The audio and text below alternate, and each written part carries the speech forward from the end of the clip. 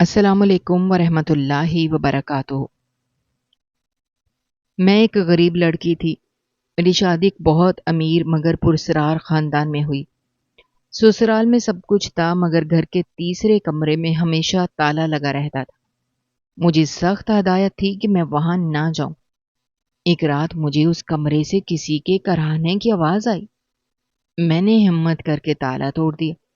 اندر کا منظر دیکھ کر میری جان نکل گئی۔ وہاں میرے شوہر پھٹے پرانے کپڑوں میں زنجیروں سے بندھا ہوا تھا۔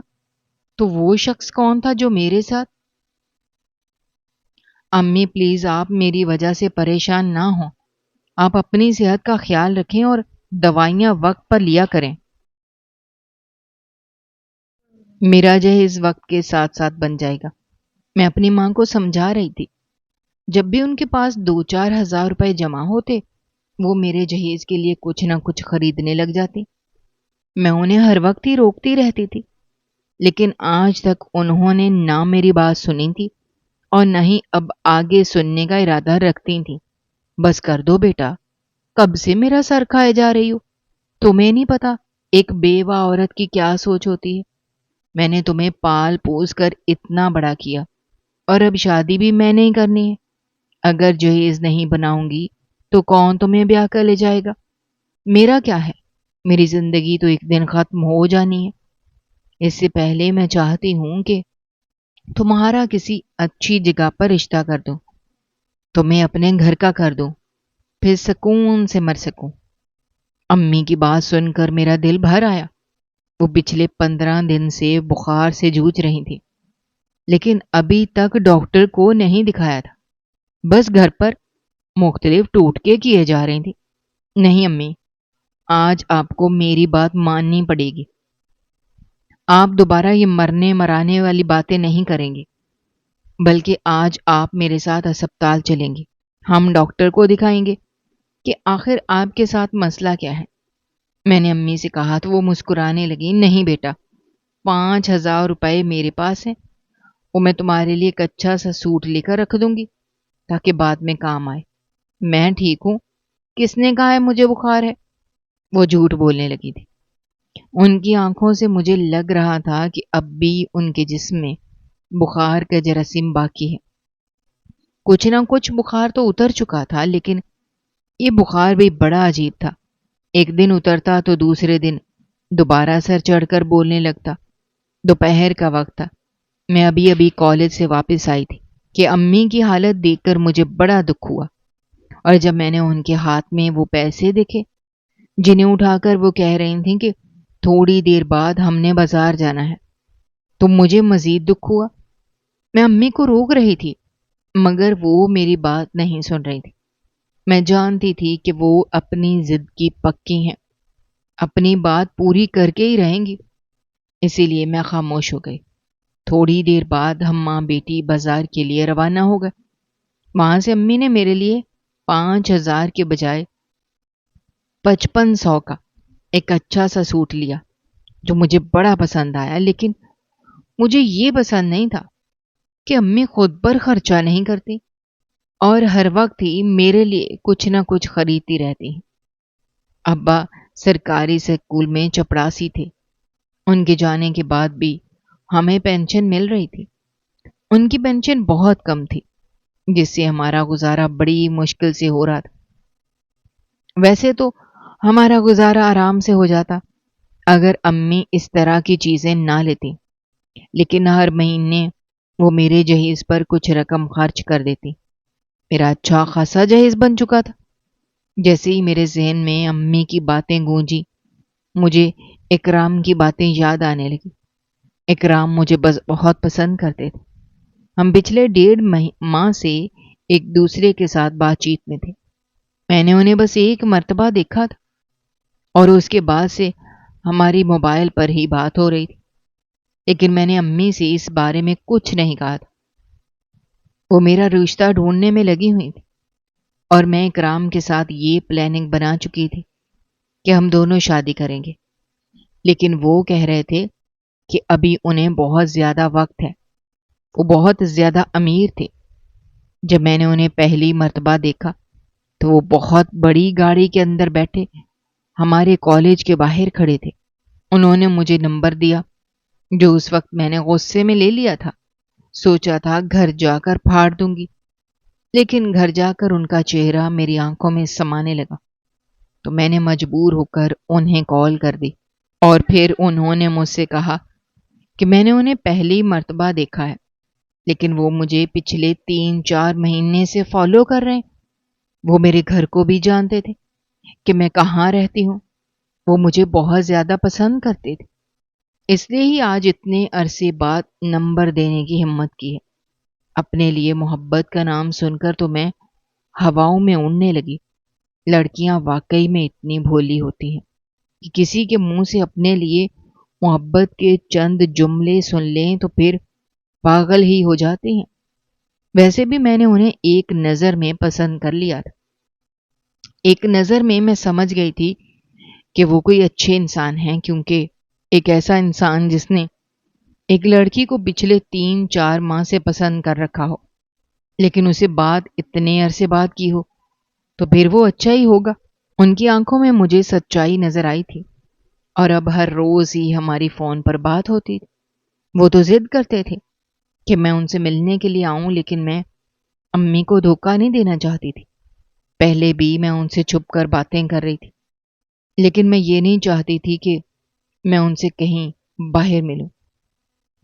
اب ہم دونوں ایک دوسرے کے ساتھ بات چیت میں اتنا آگے بڑھ چکے تھے کہ میں ان سے جدائی کے بارے میں سوچ بھی نہیں سکتی تھی۔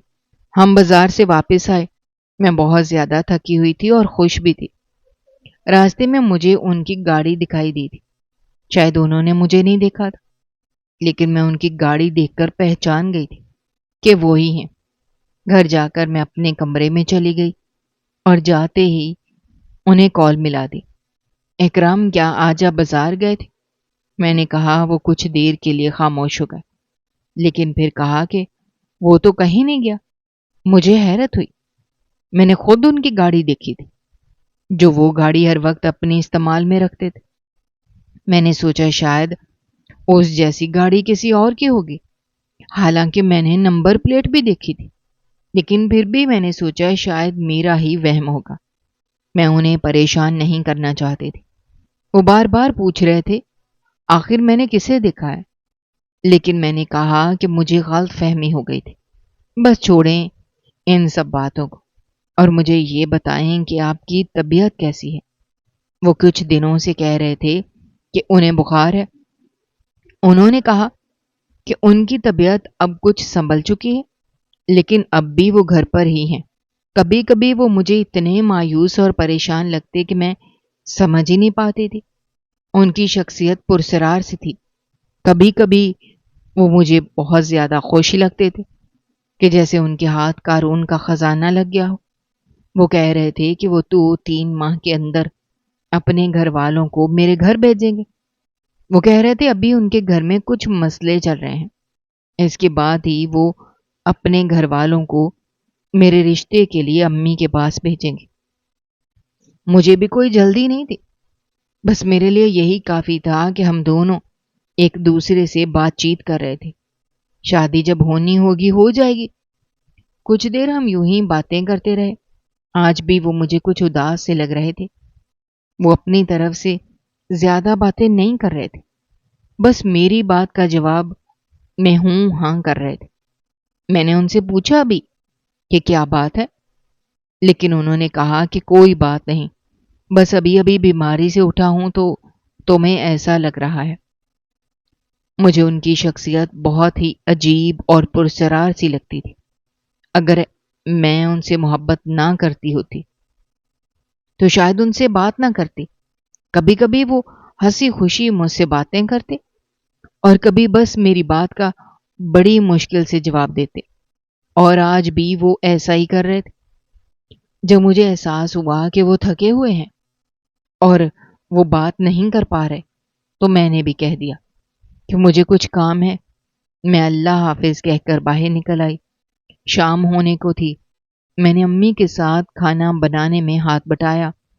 پھر رات بھی ہو گئی۔ ہم دونوں ماں بیٹیوں نے مل کر کھانا کھایا۔ سردیوں کے دن تھے، مجھے پڑھائی کرنی ہوتی تھی، اس لیے میں علیحدہ کمرے میں سوتی تھی، کیونکہ لائٹ جلنے کی وجہ سے امی کی نیند خراب ہوتی تھی اور مجھے ان کا آرام اپنی جان سے بھی زیادہ پیارا تھا۔ میں رات 12 بجے تک پڑھتی رہی۔ رات 12 بجے ان کا میسج آیا کہ جاگ رہی ہو؟ میں نے فوراً سے رپلائی کر دیا، جی جاگ رہی ہوں۔ ان کی کال آ گئی۔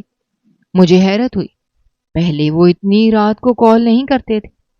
ہم 10 بجے کے بعد بالکل بھی ایک دوسرے سے بات نہیں کرتے تھے، اور آج وہ رات کے 12 بجے مجھے کال کر رہے ہیں۔ ان کی کال آئی تو میں نے فوراً سے ہی کال اٹینڈ کی۔ اکرام، خیر تو ہے؟ اتنی رات کو آپ نے کال کی؟ آپ کی طبیعت تو ٹھیک ہے؟ میں ایک ہی سانس میں اتنے سارے سوال کر گئی تو وہ ہنسنے لگے۔ ان کے ہنسنے کی آواز جب میرے موبائل کے اسپیکر پر ابھری تو میرے چہرے پر مسکراہٹ آ گئی۔ ان کی مسکراہٹ میری غذا تھی، اور آج مجھے وہ غذا اتنے عرصے بعد مل رہی تھی۔ کچھ دنوں سے وہ اداس اور بیمار سے تھے، اس لیے میں نے ان کے ہنسنے کی آواز نہیں سنی تھی۔ اکرام، کیا ہوا؟ آپ ہنس کیوں رہے ہیں؟ میں نے کہا تو وہ ہنستے ہی گئے۔ وہ ایسے ہی تھے، کبھی دل کھول کر ہنستے اور کبھی کبھی اتنے اداس ہو جاتے کہ مجھے لگتا ان کی زندگی میں کوئی بہت بڑے غم ہے۔ اکرام، بتائے نا کیوں ہنس رہے ہیں؟ میں نے کہا تو وہ کہنے لگے، بس مجھے تمہاری یاد آ رہی تھی، اسی لیے کال کی تھی۔ تم تو ایسے پریشان ہو رہی ہو جیسے میں مرنے والا ہوں۔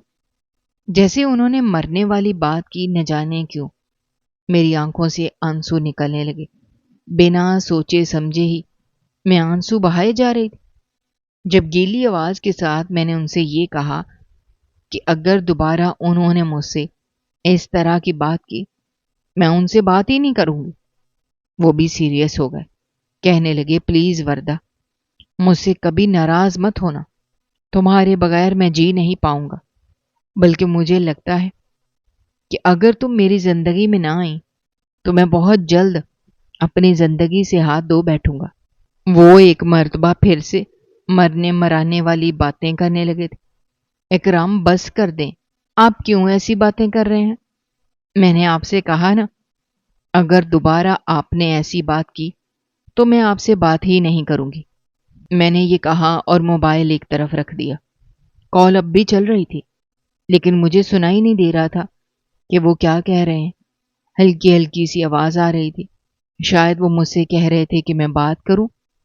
میری آنکھوں سے آنسو رکے نہیں رک رہے تھے، اور بس آنکھوں سے موتی نکلتے جا رہے تھے، جس کی وجہ سے میرا چہرہ بھیگ چکا تھا۔ میں کمبل میں بیٹھی سوچ رہی تھی، آخر ان کے ساتھ کیا مسئلہ ہے؟ پھر میں نے سوچا کہ انہیں اتنا بھی پریشان نہیں کرتی، اس لیے موبائل اٹھایا اور دوبارہ کان سے لگا گئی۔ جیسے ہی میں نے موبائل کان سے لگایا، ان کی گیلی آواز میری سماعتوں سے ٹکرائی، وردہ، تم میرے ساتھ ایسا نہیں کر سکتی، تم بات کرو مجھ سے، ورنہ میں ابھی تمہارے گھر آ جاؤں گا۔ ان کی یہ بات سن کر میری ہنسی نکل گئی، اور بدلے میں مجھے بھی ان کی ہنسی سنائی دی۔ شکر ہے کہ تم نے بات تو کی، میں تو ڈر رہا تھا کہ کہیں تم ناراض تو نہیں ہو گئی۔ میں تو ایسے مذاق کر رہا تھا، تم تو بالکل ہی بچی ہو، چھوٹی چھوٹی باتوں پر رونے لگ جاتی ہو۔ وہ خود نم آواز کے ساتھ مجھ سے بات کر رہے تھے، وہ بھی ڈر گئے تھے کہ کہیں میں ناراض تو نہیں ہو گئی، اور اب مجھے چھیڑ رہے تھے کہ میں بچی ہوں اور ہر وقت رونے لگ جاتی ہوں۔ تھوڑی دیر بعد ہم دونوں کے درمیان بات ہوتی رہی۔ پھر میں نے ان سے کہا کہ مجھے بہت زیادہ نیند آ رہی ہے، ویسے بھی کل کالج میں ایک بہت اہم ٹیسٹ ہے، اس لیے مجھے سونا ہوگا۔ میں نے بڑی مشکل سے بات ختم کی، حالانکہ وہ تو اور بھی بات کرنا چاہ رہے تھے۔ میں نے کال کاٹی اور جب موبائل پر ٹائم دیکھا تو مجھے حیرت کا جھٹکا لگا، ہم اتنی دیر بات کرتے رہے تھے۔ میں نے موبائل ایک طرف رکھا اور سو گئے تو بہت جلد ہی مجھے نیند آ گئی۔ صبح میری آنکھ بھی جلدی کھل گئی۔ میں صبح جلدی اٹھنے کی عادی تھی، آج تک میں نے فجر کی نماز کبھی نہیں چھوڑی تھی۔ میں کمرے سے باہر نکل آئی۔ ہم بہت زیادہ غریب تھے، ہمارے گھر میں ایک ہی باتھ روم تھا جو صحن میں تھا۔ میں وہاں گئی، فریش ہوئی، وضو وغیرہ کیا اور پھر سے اپنے کمرے میں آ گئی۔ شاید امی بھی اٹھ چکی تھیں، ان کے کمرے کی لائٹ جل رہی تھی۔ مجھے پتا تھا کہ وہ نماز ادا کر رہی ہوں گی، وہ تو تہجد بھی پڑھتی تھی۔ میں اپنے کمرے میں آئی اور جائے نماز بچھا کر نماز پڑھنے کے لیے کھڑی ہو گئی۔ نماز سے فارغ ہونے کے بعد میں پھر سے کتابیں لے کر بیٹھ گئی۔ پھر کچھ دیر بعد میں کالج کے لیے تیار ہوئی اور امی کی ناراضگی مول لے کر ناشتہ کیے بغیر ہی کالج کے لیے روانہ ہو گئی۔ امی نے جاتے ہوئے اپنے دوپٹے کے پلو سے 200 روپے کھول کر مجھے دیے تو مجھے ان پر بڑا پیار آیا۔ وہ کہہ رہی تھی کہ میں کالج میں کچھ کھا لوں۔ میں نے ان سے کہا امی میرے پاس ابھی پیسے ہیں۔ جب بھی ابا کی پینشن آتی تھی امی 3-4 ہزار روپے مجھے دے دیتی کہ میں کرایہ وغیرہ دے دیا کروں۔ امی کا پیار دیکھ کر میرا دل باغ باغ ہو گیا۔ میں نے ان کا دل رکھنے کے لیے وہ 200 روپے بھی لے لیے۔ 5-6 دن ہی رہتے تھے، اس کے بعد ابا کی پینشن پھر سے آ جانی تھی۔ کبھی کبھی مجھے ابا کی بڑی یاد ستاتی تھی۔ انہیں گئے ہوئے تقریباً 8-9 سال ہو چکے تھے۔ اس وقت میں زیادہ بڑی نہیں تھی، لیکن مجھے ان کی ساری باتیں یاد تھیں۔ وہ مجھ سے بڑا پیار کرتے تھے، ہر وقت یہی کہتے تھے کہ میرا بڑا دل چاہتا ہے وردہ میں تمہارے لیے بہت کچھ کروں، لیکن بیٹا میں رہا ایک چپڑاسی، تمہارے لیے کچھ نہیں کر پاتا۔ لیکن میری یہ دعا ہے کہ تم اپنی زندگی میں ہمیشہ خوش رہو۔ جب بھی میں ابا کو یاد کرتی تو میری آنکھیں نم ہو جاتی۔ اب بھی میری آنکھیں نم ہو رہی تھیں۔ اسی دوران ہی میں کالج پہنچ گئی۔ میں نے چہرے پر نقاب لگا رکھا تھا اور عبایا بھی پہن رکھا تھا۔ میں جب بھی گھر سے نکلتی تو اسی حلیے میں نکلتی تھی، اور مجھے چھٹی کا انتظار تھا۔ چھٹی کے وقت اکرام مجھے دیکھنے کے لیے آئے تھے اور گاڑی میں بیٹھ کر ہی میری منتیں کرتے رہتے کہ میں ان کے ساتھ گاڑی میں بیٹھ جاؤں اور ہم کہیں جا کر ایک کپ کافی ہی پی لیں۔ لیکن آج تک میں نے ان کی بات نہیں مانی تھی۔ میں نے سوچ لیا تھا میں کبھی بھی ان سے نہیں ملوں گی۔ ہمارا محلہ بہت بڑا تھا اور سب لوگ ہمارے دشمن بنے بیٹھے تھے، اس لیے میں بہت محتاط رہتی تھی۔ لوگ کہتے تھے امی نے مجھے سر پر چڑھا رکھا ہے۔ پھر میں کالج کے اندر پہنچ گئی۔ آج کا دن بڑا مصروف گزرا۔ آج بہت زیادہ ٹیسٹ تھے جو اللہ کا شکر ہے کہ اچھے ہو گئے۔ جب میں چھٹی کے وقت کالج سے باہر نکلی تو مجھے اکرام کی گاڑی دکھائی نہیں دے رہی تھی۔ مجھے بڑی مایوسی ہوئی۔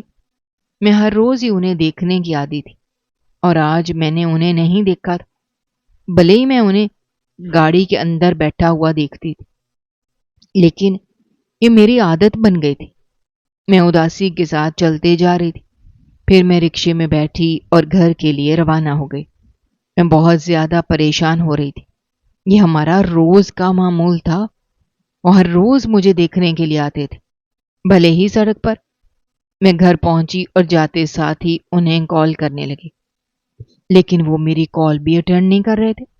مجھے بڑی پریشانی ہو رہی تھی۔ میرا دل ڈر رہا تھا، نہ جانے ان کے ساتھ کیا مسئلہ ہے، کیا ان کی طبیعت زیادہ تو خراب نہیں ہو گئی۔ آج کا دن یوں ہی گزر گیا۔ پھر کل کا دن بھی آ گیا۔ میں کالج گئی، وہ آج بھی کالج کے باہر نہیں تھے، نہ ہی وہ میری کال اٹھا رہے تھے، نہ ہی وہ کالج آئے تھے۔ میں بہت زیادہ ڈرنے لگی۔ 3-4 دن یوں ہی گزر گئے۔ یہ روز کا معمول بنتا جا رہا تھا۔ وہ میری کال نہیں اٹھاتے تھے، نہ کوئی میسج کرتے تھے، نہ میسج کا رپلائی کرتے تھے۔ سب سے بڑی بات کہ وہ کالج کے باہر بھی نہیں آتے تھے۔ آج ہماری بات ہوئے تقریباً 5 دن ہو چکے تھے۔ مغرب کا وقت تھا۔ میں اپنے کمرے میں بیٹھی نم آنکھوں کے ساتھ انہیں میسج کر رہی تھی، لیکن دوسری طرف سے کوئی بھی جواب موصول نہیں ہو رہا۔ نہ جانے ان کے ساتھ کیا مسئلہ تھا۔ میرا دل ڈر رہا تھا۔ امی بھی کب سے مجھے کہہ رہی تھی کہ میں باہر کھانا کھانے کے لیے آ جاؤں، لیکن میرا باہر جانے کو بھی دل نہیں کر رہا تھا۔ یہ 4-5 دن مجھ پر قیامت کی طرح گزرے تھے، اور اب بھی قیامت ختم نہیں ہوئی تھی۔ میں موبائل رکھ کر جیسے ہی کمرے سے باہر نکلنے لگی تو موبائل پر رنگ ہونے لگی۔ میں نے دوڑ کر پیچھے گئی۔ جیسے ہی موبائل سکرین پر ہارٹ چمکتا دیکھا، میری آنکھوں سے آنسو نکلنے لگے۔ یہ آنسو خوشی کے تھے۔ میں نے ان کا نام نہیں لکھ رکھا تھا، بس ہارٹ ہی بنا رکھا تھا۔ اور ان کی کال آ رہی تھی۔ میں نے جلدی سے کال اٹینڈ کی اور موبائل کان سے لگا گئی۔ اکرام، کہاں تھے آپ اتنے دنوں سے؟ آپ نے نہ کوئی بات کی، نہ آپ مجھے کہیں دکھائی دیے۔ آپ ٹھیک تو ہیں؟ میں ایک ہی سانس میں اتنے سارے سوال کرنے لگی۔ ان کی طرف سے کوئی بھی جواب نہیں آیا۔ پھر جب وہ بولے تو میرا دل پھٹنے کو آ گیا۔ وہ کہہ رہے تھے کہ ان کا ایکسیڈنٹ ہو گیا تھا۔ وہ پورا 1 ہفتہ ہسپتال میں رہے اور آج گھر واپس آئے تھے، اور سب سے پہلے مجھے ہی کال کی تھی۔ میں بس روئے جا رہی تھی۔ میں ان سے کوئی بات نہیں کر رہی تھی۔ وہ مجھ سے کہہ رہے تھے کہ اب ان کی طبیعت ٹھیک ہے اور وہ خطرے سے باہر ہیں۔ ان کا ایکسیڈنٹ ہو گیا تھا، اسی لیے تو اتنے دن سے میں اتنی بے چین تھی۔ مجھے اندر ہی اندر ایسا لگ رہا تھا جیسے وہ کسی مشکل میں ہوں، اور اب وہ ساری کہانی مجھ پر کھل چکی تھی۔ میں نے ان سے کہا کہ وہ اپنا ڈھیر سارا خیال رکھیں۔ وہ کہنے لگے، تم گھر آ جاؤ تو پھر خیال رکھ لینا۔ میں مسکرانے لگی۔ اتنے دنوں بعد ہماری بات ہو رہی تھی، اور جب انہوں نے یہ بات کی تو میرا چہرہ تمتمانے لگا۔ میں شیشے کے سامنے کھڑی تھی۔ ارے یہ کیا ہوا؟ تم خاموش کیوں ہو گئی؟ ایک نہ ایک دن تو تم نے میرے گھر آنا ہی ہے۔ میں کچھ دن کے اندر ہی گھر والوں کو تمہارے گھر بھیج رہا ہوں۔ جیسے انہوں نے یہ کہا تو میری خاموشی کی انتہا نہ رہی۔ میں نے سوچا میں بھی اب امی سے بات کر لوں گی۔ کچھ دیر ہم بات کرتے رہے۔ جب امی کی آوازیں بڑھتی گئیں تو میں نے کال بند کی اور اوپر آ گئی۔ میں بہت زیادہ خوش تھی۔ وردہ بیٹا خیر تو ہے؟ تم بہت زیادہ خوش دکھائی دے رہی ہو، امی نے کہا تو میرے چہرے پر مسکراہٹ آ گئی۔ امی، مجھے آپ سے ایک بہت ضروری بات کرنی ہے۔ اس کے بعد میں نے ایک ہی سانس میں امی کو ساری کہانی سنا دی۔ پہلے تو امی غصہ ہوئی کہ یہ اچھی بات نہیں ہے، لیکن پھر کہنے لگیں کہ چلو، میں نے تمہاری شادی کہیں تو کرنی ہے، بلا لو لڑکے والوں کو، لیکن میں پہلے بتا دوں، میں دیکھ پرکھ کر تمہارا رشتہ کروں گی۔ آج کا دن گزر گیا، کل کا دن بھی گزر گیا۔ رات ہو رہی تھی۔ اکرام نے مجھے کہا کل ان کی فیملی ہمارے گھر آئے گی۔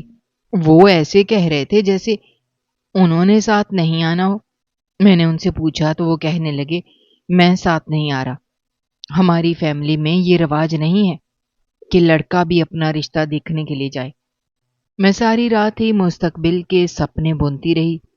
صبح کا سورج بھی طلوع ہو گیا۔ امی اور میں تیاریوں میں لگے ہوئے تھے۔ ہمارا گھر چھوٹا سا تھا مگر صاف ستھرا تھا۔ دوپہر کو دروازے پر دستک ہوئی۔ میں کچن میں کھڑی پکوڑے تل رہی تھی۔ ابھی اکرام کی کال آئی تھی کہ ان کے گھر والے گھر سے نکل چکے ہیں۔ امی نے دروازہ کھولا۔ کچن کی کھڑکی کھلی ہوئی تھی۔ میں دیکھ سکتی تھی ایک بھاری بھرکم عورت جس کے ساتھ 2 لڑکیاں آ رہی ہیں۔ شاید وہ اکرام کی بہنیں اور وہ اکرام کی ماں تھی۔ وہ لوگ اندر آئے۔ امی نے انہیں کمرے میں بٹھا دیا۔ میں کچن میں ہی کھڑی تھی۔ تھوڑی دیر بعد امی آئیں اور مجھ سے کہا کہ میں جلد سے جلد چائے اور باقی سب کچھ لے آؤں۔ 15 منٹ کے اندر ہی میں سارا سامان لے کر اندر پہنچ گئی۔ میں اس عورت کے صوفے پر بیٹھی تھی۔ میرا رخ آگے کی طرف تھا اور وہ دونوں لڑکیاں، میری ماں کا رخ ہماری طرف تھا۔ وہ پچھلا نظارہ نہیں دیکھ پا رہے تھے، لیکن میں دیکھ سکتی تھی۔ 2 ملازمین تھے جو گاڑی سے سامان اٹھا کر گھر کے اندر آ رہے تھے۔ بہت زیادہ سامان لے کر آئے تھے۔ امی بھی حیران ہو رہی تھی۔ میں نے امی سے نہیں کہا تھا کہ اکرام کس فیملی سے ہیں اور وہ کتنے امیر ہیں۔ وہ لوگ کچھ بھی نہیں کھا رہے تھے، بس اس عورت نے ایک ہی رٹ لگا رکھی تھی کہ بہن جی آج اپنی وردہ کو ہماری بیٹی بنا دے۔ نہ جانے امی کے دل میں کیا رحم آیا یا انہیں وہ لوگ پسند آ گئے۔ انہوں نے کہہ دیا کہ آج سے میں ان کی ہوئی، لیکن انہیں شادی کے لیے کچھ وقت چاہیے۔ مجھے امی پر بڑا پیار آیا۔ میں جانتی تھی کہ وہ میری وجہ سے ہی ہاں کر رہی ہیں، کیونکہ میں نے ان سے کہا تھا کہ اکرام مجھے اچھے لگتے ہیں۔ امی نے ان سے کہا کہ انہیں ان کے بیٹے کا رشتہ تو منظور ہے، لیکن انہیں شادی کے لیے کچھ وقت چاہیے۔ مگر وہ عورت جو میری ہونے والی ساس تھی کہہ رہی تھی کہ 1 ہفتے کے اندر اندر ہی شادی ہوگی۔ وہ کہہ رہی تھی کہ انہیں جہیز کی کوئی ضرورت نہیں ہے، بس انہیں میں مل جاؤں یہی کافی ہے۔ میں مسکرا رہی تھی۔ وہ دونوں لڑکیاں مجھے دیکھ رہی تھیں۔ آج تک اکرام نے مجھ سے اپنی فیملی کا کوئی ذکر نہیں کیا تھا کہ ان کی فیملی میں کون کون ہے اور کون نہیں، لیکن میں سمجھ گئی تھی کہ وہ ان کی بہنیں ہی ہیں۔ امی مان تو نہیں رہی تھی جب میں نے انہیں آنکھوں ہی آنکھوں میں یہ دلاسا دیا کہ جیسا وہ کہہ رہی ہیں آپ مان جائیں، سب کچھ ٹھیک ہو جائے گا۔ اور ویسے بھی وہ جہیز کا مطالبہ نہیں کر رہی تھی، تو امی نے بھی کہہ دیا کہ ٹھیک ہے، اگلے جمعے آ کر آپ نکاح کر لیجیے گا، ہم نکاح سادگی سے کریں گے، بھلے ہی آپ اپنے گھر سے جتنے فنکشن کرتے رہیں۔ امی نے کہا تو وہ کہنے لگی ٹھیک ہے، ہم اگلے جمعے سادگی سے نکاح کر کے جائیں گے، اور اس کے بعد ہم اپنے گھر میں ولیمہ اور دوسرے فنکشنز کر لیں گے۔ میں بہت زیادہ خوش دکھائی دے رہی تھی۔ اسی وقت ہی میں وہاں سے بھاگ گئی۔ مجھے بہت زیادہ شرم آ رہی تھی۔ میں کچن میں گئی، موبائل پر پہلے سے میسیج آیا ہوا تھا کہ بیگم صاحبہ اپنے گھر آنے کی تیاری کریں۔ میسیج میں یہ بھی لکھا ہوا تھا کہ اکرام نے ہی اپنی ماں کو کہا کہ وہ جمعے کے دن کی تاریخ لے کر آئیں۔ میرے ہاتھ پاؤں پھول رہے تھے، چہرے سے مسکراہٹ علیحدہ نہیں ہو رہی تھی۔ خوشی کے مارے میری ٹانگیں کانپ رہی تھیں۔ ویسے تو اصول یہ تھا کہ مجھے بھی انہیں مبارکباد دینی چاہیے تھی، لیکن مجھ میں ہمت ہی نہیں تھی، اس لیے میں نے موبائل ویسے ہی رکھ دیا اور انہیں کوئی میسج یا کال نہیں کی۔ تھوڑی دیر بعد وہ لوگ ہمارے گھر سے چلے گئے۔ اماں بہت زیادہ خوش ہو رہی تھی، کہہ رہی تھی بیٹا اللہ تمہارے نصیب اچھے کرے، مجھے وہ عورت اچھی لگی ہے، دیکھنا تمہارے نصیب اچھے ہی ہوں گے۔ میں بہت زیادہ خوش ہو رہی تھی۔ اس خوشی کے موقع پر مجھے ابا کی بھی یاد آ رہی تھی۔ میری آنکھیں بھیگ رہی تھیں، امی بھی ابا کو یاد کر رہی تھی، ہم دونوں ہی آنسو بہا رہے تھے۔ یہ خوشی کا موقع تھا، میرے دل میں خوشی پھوٹ رہی تھی۔ آج کا سارا دن میں نے اکرام سے کوئی بات نہیں کی۔ اگلا دن بھی آ گیا، آج ہفتے کا دن تھا۔ اب میری شادی میں 6 دن رہ گئے تھے۔ میں کالج جانے لگی تو امی نے مجھے روک لیا اور کہا کہ میں گھر پر رہ کر ان کے ساتھ تیاریوں میں ہاتھ بٹاؤں۔ انہوں نے پیٹی کھول لی تھی، سارا جہیز باہر نکال لیا۔ انہوں نے میرے لیے بہت کچھ لے رکھا تھا اور ایک سونے کا سیٹ بھی تھا جو ان کی اپنی شادی کا تھا، جو اب وہ مجھے دینے لگی۔ وہ کچھ اور بھی لینا چاہ رہی تھیں، لیکن میں نے ان سے کہا کہ بس ہم اور کچھ نہیں لیتے۔ جب میری ساس نے کہا ہے کہ انہیں جہیز کی ضرورت ہی نہیں تو ہم کیوں خواہ مخواہ میں پیسے ضائع کریں؟ اور ویسے بھی جہیز ایک لعنت ہے۔ امی کے پاس زیادہ پیسے نہیں تھے، شادی میں بھی تو تھوڑا بہت خرچ آنا تھا۔ انہوں نے کہا تھا کہ بس 5-6 لوگ ہی آئیں گے، ان کے کھانے پینے کا انتظام ہم نے کرنا تھا۔ نکاح سادگی سے ہونا تھا۔ دن پہ دن گزرتے گئے، میں نے کالج جانا چھوڑ دیا۔ ویسے بھی اب ہمارا سمسٹر نیا نیا ہی تھا۔ اکرام اور میری پہلے بھی بات ہو چکی تھی کہ شادی کے بعد بھی میں اپنی پڑھائی جاری رکھوں گی۔ ان دنوں میں میری اکرام سے 1-2 مرتبہ ہی بات ہوئی۔ وہ کہہ رہے تھے کہ وہ کسی پروجیکٹ میں بہت زیادہ مصروف ہیں، بس شادی کے دن ہی فارغ ہوں گے، اور پھر وہ دن بھی آ گیا جس کا مجھے شدت سے انتظار تھا۔ جمعے کا دن تھا، دوپہر کا وقت تھا۔ میرے سسرالی اور اکرام ہمارے گھر آئے ہوئے تھے۔ میرا دل باغ باغ ہو رہا تھا۔ میں مکمل طور پر تیار بیٹھی تھی۔ سسرالیوں کی طرف سے ہی نکاح کا جوڑا اور دوسرا سامان آیا تھا۔ میرے چہرے پر گھونگھٹ تھا، میں اکرام کا چہرہ بھی نہیں دیکھ پا رہی تھی، لیکن مجھے احساس تھا کہ وہ یہیں پر موجود ہیں۔ ہم دونوں علیحدہ علیحدہ کرسیوں پر بیٹھے تھے۔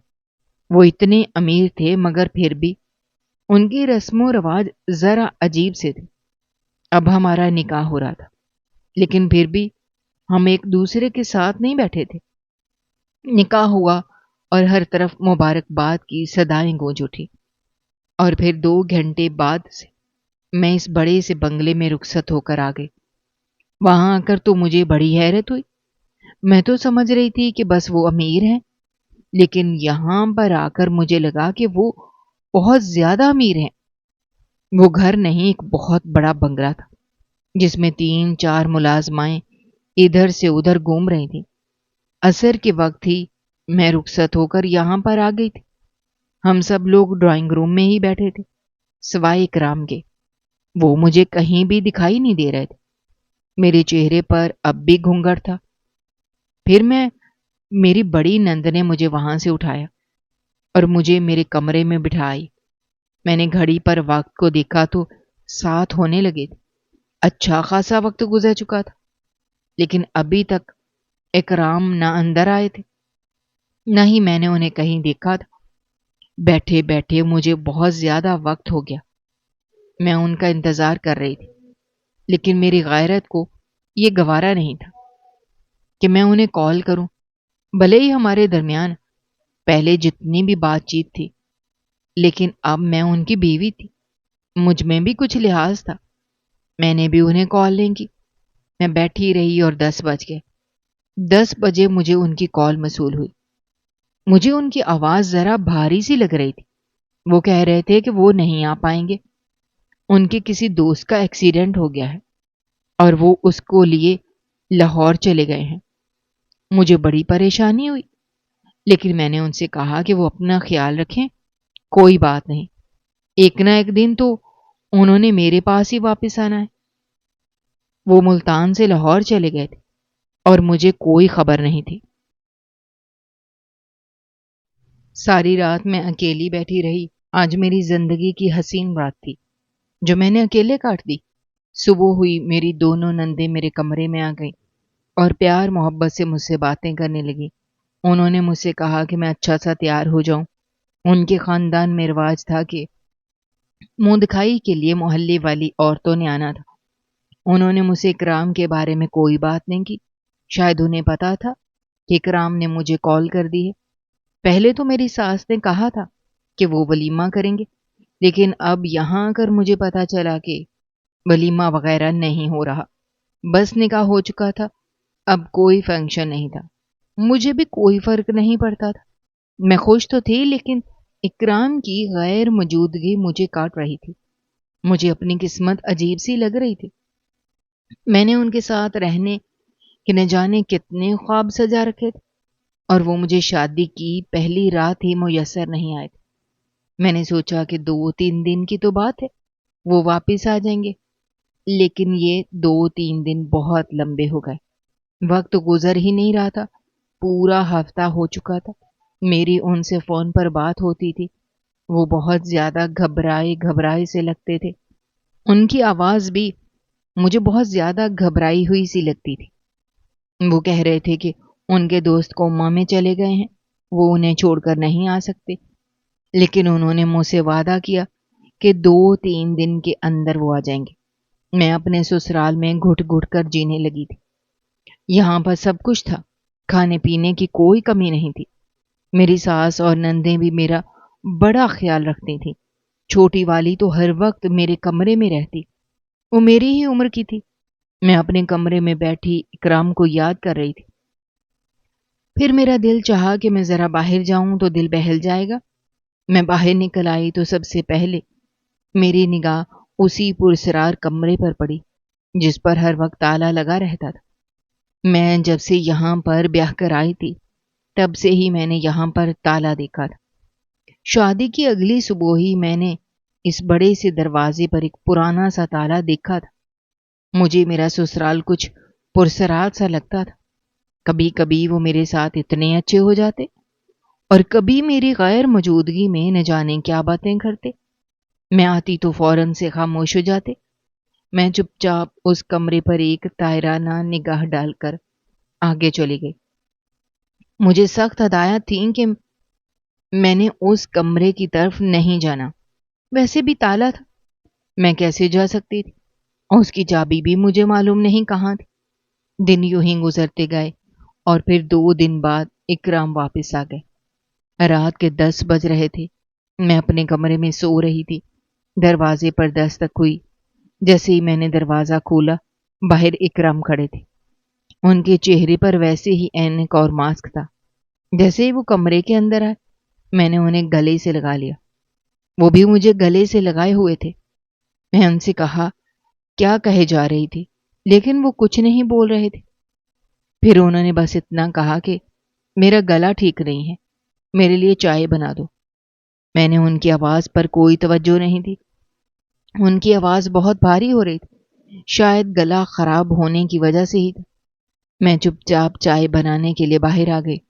تھوڑی دیر بعد میں چائے بنا کر باہر گئی تو وہ ویسے کے ویسے ہی صوفے پر بیٹھے تھے۔ میں نے ان کے ہاتھ میں چائے کا مگ دیا۔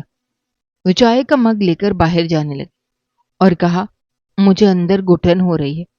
مجھے احساس تھا کہ وہ اتنا وقت ہسپتال میں گزار کر آئے ہیں اور وہ بھی دوسرے شہر میں، تو گھٹن تو ہونی ہی ہے۔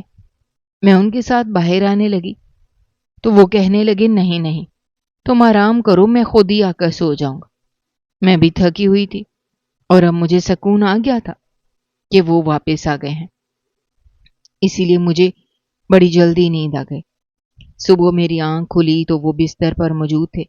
انہوں نے خود کو مکمل چادر میں لپیٹ رکھا تھا، لیکن پھر بھی ان کی موجودگی کے احساس سے ہی میں خوش ہو رہی تھی۔ میں اٹھی، نماز پڑھی اور اس کے بعد ان کا ناشتہ بنانے کے لیے کچن میں چلی گئی۔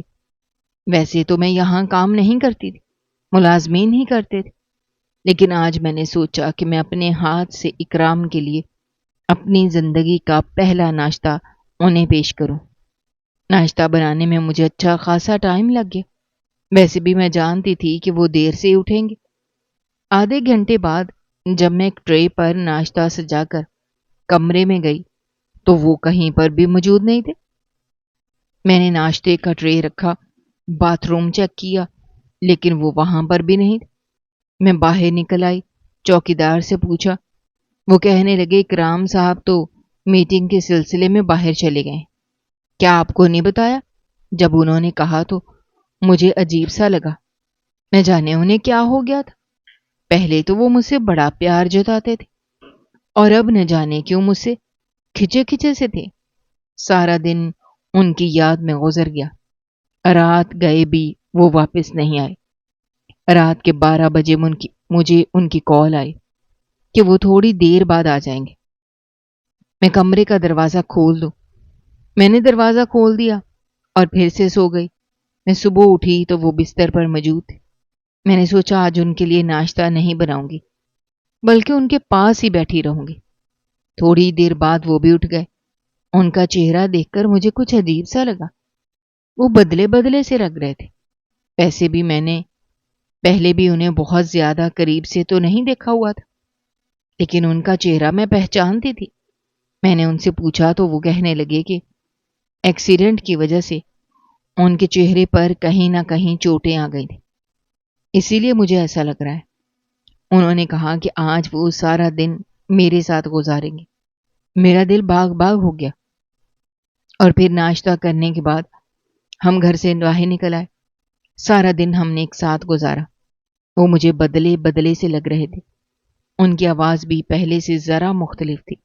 میں نے سوچا شاید گلا خراب ہونے کی وجہ سے ہو گئی ہے۔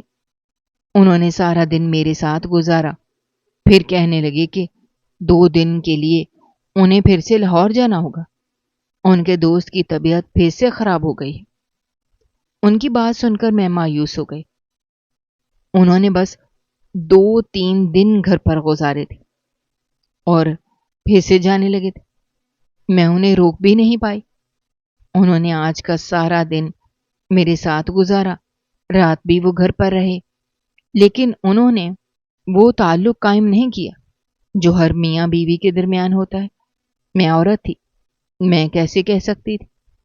اگلی صبح وہ جلد ہی گھر سے روانہ ہو گئے اور پھر اسی شام کو واپس آ کر کہنے لگے کہ ان کے دوست کی طبیعت اب ٹھیک ہے۔ میرے لیے اس سے بڑی خوشی کی بات اور کیا ہو سکتی تھی؟ اب وہ میرے ساتھ رہنے لگے، لیکن ہمارے درمیان ایسا کچھ نہیں ہوا جو میاں بیوی کے درمیان ہوتا تھا۔ وقت گزرتا گیا، رات کا وقت تھا، مجھے پیاس کی شدت محسوس ہوئی، جگ میں پانی نہیں تھا۔ میں کمرے سے باہر نکل آئی، وہ بیڈ پر لیٹے ہوئے تھے۔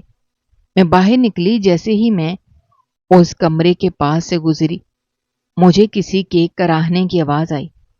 اس کمرے پر تالا تھا، لیکن کراہنے کی آواز سے میرا دل برا ہو رہا تھا۔ مجھے لگ رہا تھا کہ اندر کوئی ہے جسے مدد کی ضرورت ہے، اور ویسے بھی میں ہر وقت سوچتی رہتی تھی کہ یہاں پر نہ جانے کون ہے۔ پھر میں اسٹور روم میں چلی گئی، وہاں سے میں نے ہتھوڑا لیا۔ ویسے بھی رات گہری ہو چکی تھی، کوئی بھی اٹھا ہوا نہیں تھا۔ میں نے ہتھوڑا اس پرانے سے تالے پر مارنا شروع کر دیا۔ تالا بہت جلد ٹوٹ گیا۔ میں نے دروازہ کھولا، جیسے ہی میں اندر گئی میری آنکھیں پھٹی کی پھٹی رہ گئیں۔ اندر میرے شوہر زنجیروں میں جکڑے ہوئے تھے، کپڑے جگہ جگہ سے پھٹے ہوئے تھے۔ ہماری شادی کو 20 دن ہو چکے تھے، لیکن آج مجھے لگ رہا تھا میں نے انہیں پہلی مرتبہ دیکھا ہے۔ وہ وہی اکرام تھے جن سے میں نے محبت کی تھی۔ میرا دماغ پھٹنے لگا۔ وہ کون ہے جس کے ساتھ میں رہ رہی ہوں؟ مجھے دیکھ کر اکرام کی آنکھوں سے آنسو آ گئے۔ وہ کہہ رہے تھے کہ میں ان کی زنجیریں کھول دوں۔ میں نے جلدی سے ان کی زنجیریں کھولی۔ انہوں نے مجھے گلے سے لگا لیا۔ جب انہوں نے مجھے ساری کہانی سنائی مجھے یقین ہی نہیں آ رہا تھا۔ میں رو رہی تھی، لیکن وہ کہہ رہے تھے کہ ہمیں جلد سے جلد یہاں سے نکلنا ہوگا۔ پھر ہم دونوں کمرے سے باہر نکل آئے۔ دروازے پر چوکیدار تھا، لیکن ہم پچھلے دروازے سے باہر نکل گئے اور کسی کو کوئی خبر نہیں ہوئی۔ میں انہیں اپنے گھر لے آئی۔ امی بھی ان کی حالت دیکھ کر پریشان ہو رہی تھی۔ میں نے انہیں سچ نہ بتایا اور ان سے کہا کہ ہمیں ڈاکوؤں نے لوٹ لیا ہے، اسی وجہ سے ان کی ایسی حالت ہو رہی۔ ہم نے رات کے امی کے گھر پر گزاری اور صبح سویرے ہی پولیس اسٹیشن پہنچ گئے۔ اکرام نے اپنے سوتیلے بھائی اور ماں کے خلاف رپورٹ درج کروائی۔ پولیس نے 2 گھنٹے کے اندر ہی انہیں پکڑ لیا۔ اکرام نے مجھے جو کہانی سنائی تھی مجھے ان پر یقین نہیں آ رہا تھا، لیکن یہ بات سچ تھی۔ اکرام نے کہا کہ وہ اپنے بہن بھائیوں سے بڑے تھے۔ ان کے ابا بہت غریب تھے، لیکن ان کی امی امیر خاندان سے تھے، اور جب ان کی امی کی شادی ہوئی تو انہیں جہیز میں بہت کچھ ملا، جس سے ان کے ابا نے کاروبار کیا۔ اور پھر جب اکرام کی عمر محض 7 سال تھی تو اس وقت ان کی ماں انہیں چھوڑ کر چلی گئی۔ ان کے ابا نے دوسری شادی کر لی، جہاں سے ان کا ایک بھائی اور 2 بہنیں ہوں۔ شروع میں تو سب ٹھیک تھا، لیکن جب ان کے ابا کا آخری وقت تھا وہ سب کچھ اکرام کے نام کر گئے، کیونکہ سب کچھ تھا ہی اکرام اور اس کی ماں کا۔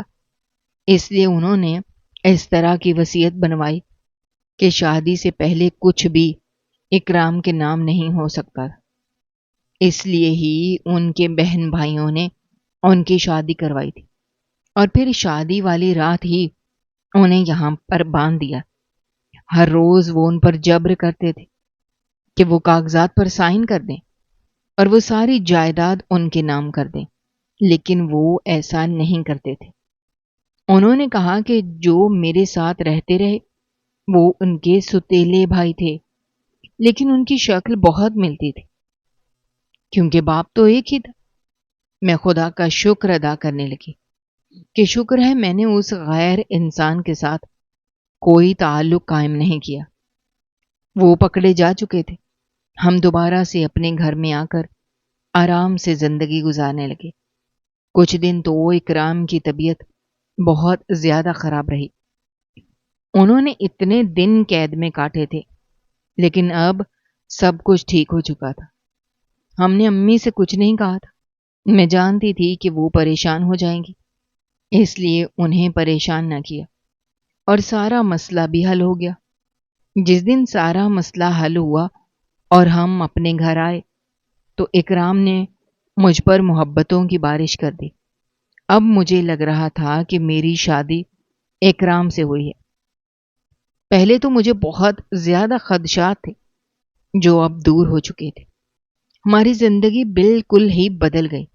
وہ 20 دن جو میں نے اذیت میں گزارے تھے وہ بہت پیچھے رہ گئے تھے، اور ہماری زندگی جنت کا نمونہ بن گئی تھی۔ دوستو، ہماری آج کی یہ کہانی آپ کو کیسی لگی؟ کامنٹ باکس میں اپنی رائے کا اظہار کرنا مت بھولیے گا، اور اگر آپ ہمارے چینل پر نئے ہیں تو چینل کو سبسکرائب کرنا بھی مت بھولیے گا۔ شکریہ۔ اللہ حافظ۔